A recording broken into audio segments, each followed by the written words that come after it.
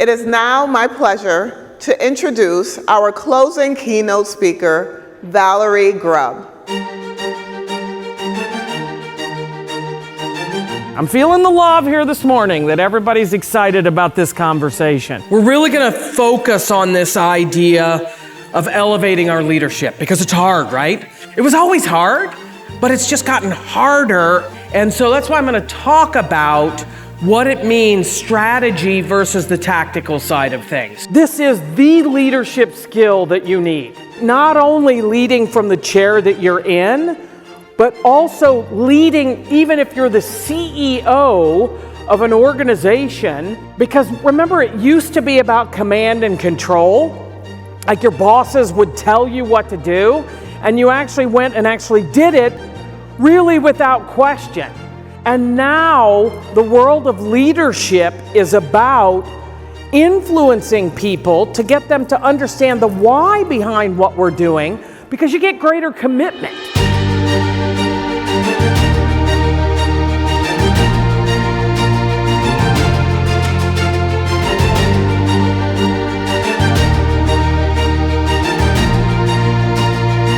I want you to think about personal branding. It defines who you are and what you stand for. It walks in the room before you do.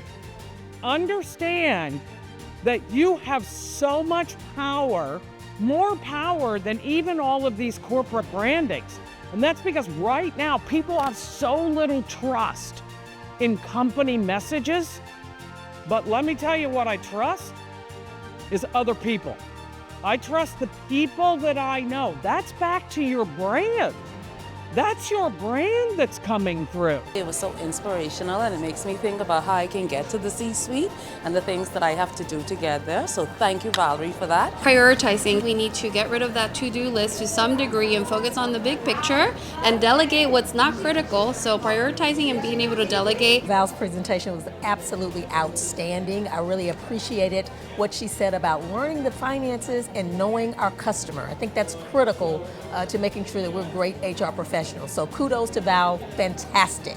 We want to lead that change. We want to listen to what our employees have to say and involve them in the change, because if we do that, what happens? They're more committed. We got to drive home the why of change.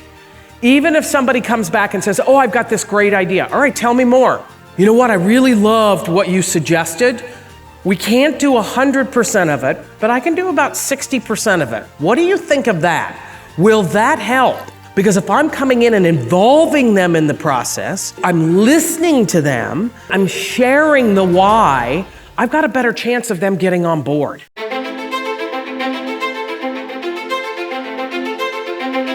We got to tailor our message to the audience.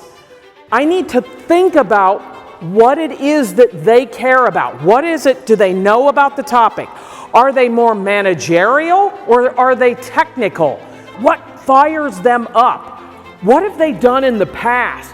This is where we start when I am trying to influence somebody. Please understand that it is not about what you want to say to this person. It really is about what you want to say in context to what they need to hear.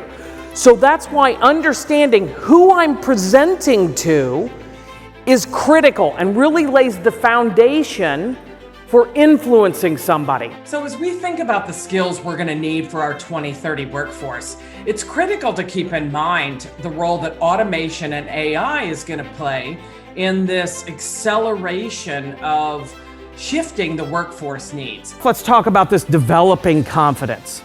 I think a lot of times we miss that as women.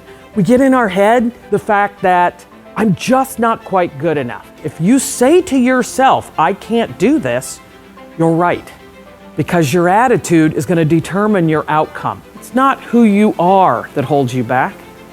It's who you think you aren't that holds you back. It was extremely inspirational. It definitely got me to change my mindset about my own career path and even how I vocalize and verbalize the things that I do on a day-to-day basis and how that could potentially be taken and perceived in other positions and people in C-suite and other higher leadership positions. So if you haven't gone to a session by now, you absolutely should have set for it. You don't need a title to be a leader.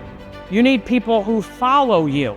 And people follow people who know what's going on, who share information, who are great to be around, who make me better by just being in their presence. That's who I want to be around. I want to be around somebody who's as driven as me and who wants to drive themselves to be better. I'm Grubb. I help companies improve their bottom line by elevating people from tactical thinking to strategic leaders.